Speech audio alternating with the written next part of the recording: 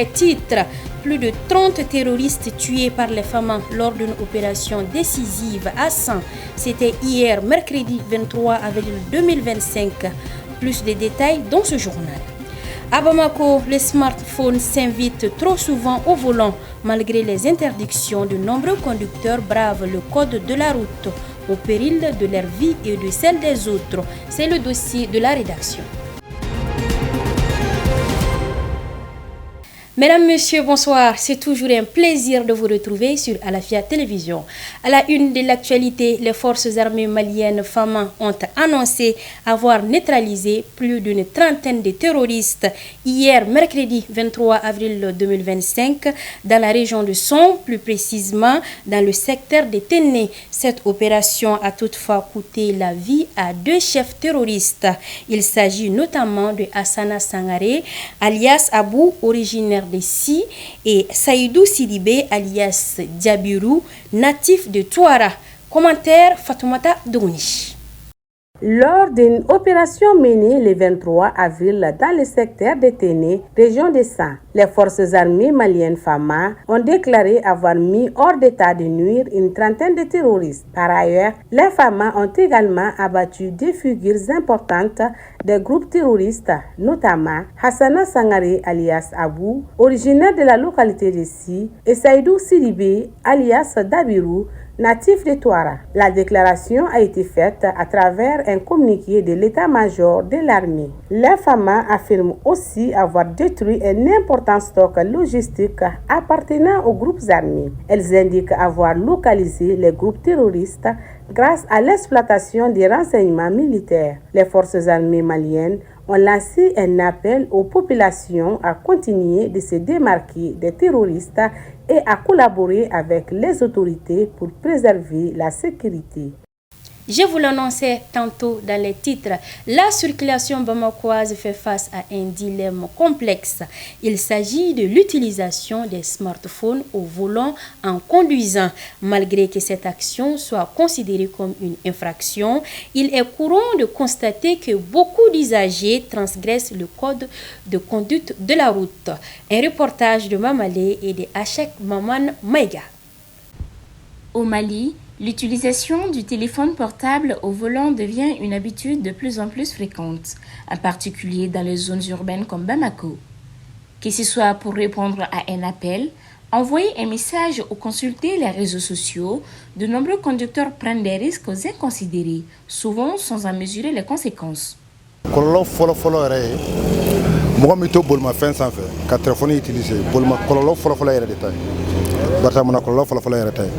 E bɛ to kɔfilɛ ni kɛrɛfilɛ la e bɛ se ka taa don dɔ la walima dɔ bɛ se ka don i la est ce que o k'a yɛrɛ ma fɔlɔ voilà bon kɛrɛnkɛrɛnya la maliyɛn cɛw maliyɛn musow u baarada fanba yɛrɛ de bi bi n'an bɛ don min na ko bi parce que o b'a kɛ fierté de ye quoi k'a sɔrɔ fierté tɛ kɔlɔlɔ fɔlɔ-fɔlɔ olu yɛrɛ ta ye.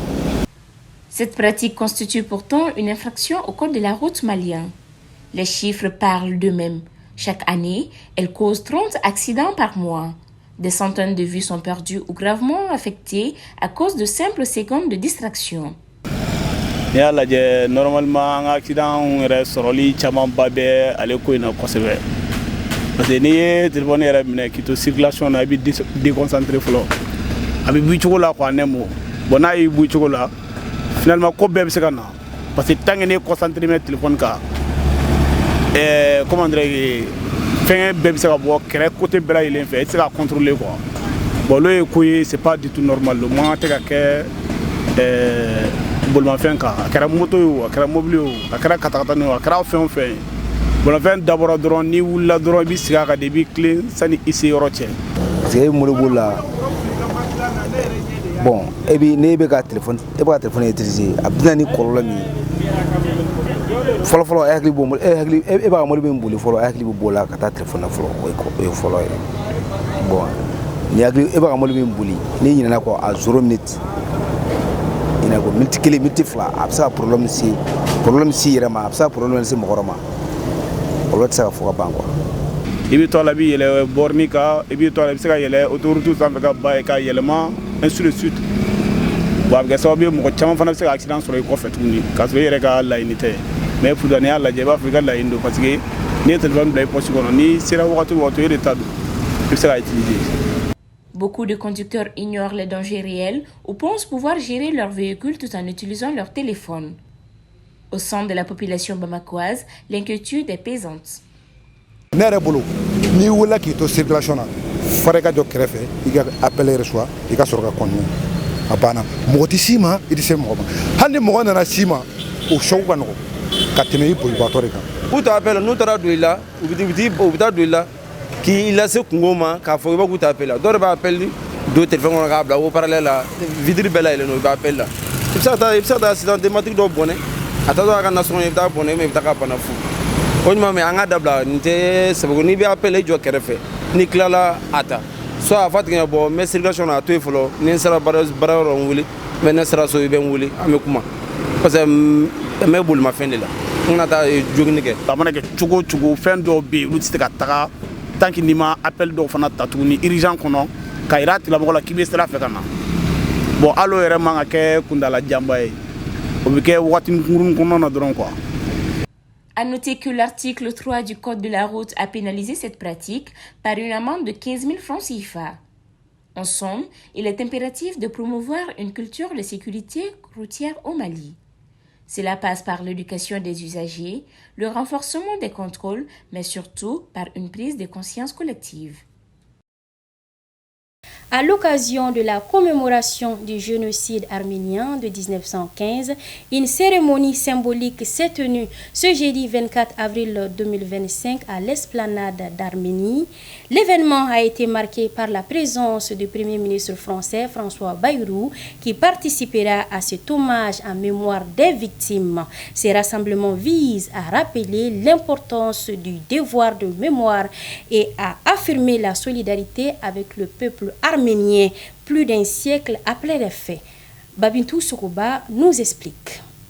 La France est à nouveau arrêtée pour honorer la mémoire des victimes du génocide arménien il y a 110 ans aujourd'hui. Une cérémonie sobre mais lourde d'essence s'est tenue à l'esplanade d'Arménie en présence du Premier ministre François Bayrou, une présence qui n'a rien d'anodin. En tant que chef du gouvernement, sa participation marque une volonté claire, celle de replacer la mémoire au cœur des récits républicains. Le chef du gouvernement français, François Bayrou, a rappelé que la République n'a jamais cessé d'affirmer depuis la reconnaissance officielle du génocide arménien par la France en 2001. La cérémonie de ce jeudi n'était pas qu'un rituel figé, c'était un acte de continuité.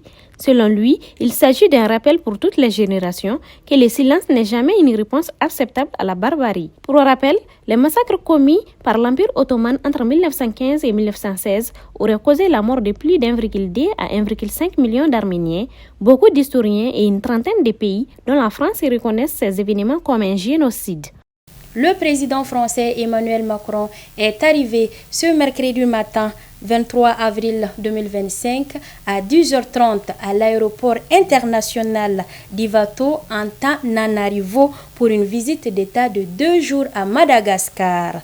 Plusieurs événements sont prévus dans le cadre de cette visite d'État, dont la signature de plusieurs accords de coopération, la visite des sites culturels, ainsi qu'une série de rencontres avec les jeunes leaders malgaches et les opérateurs économiques. Nanaïsa Babana Diallo nous fait le point.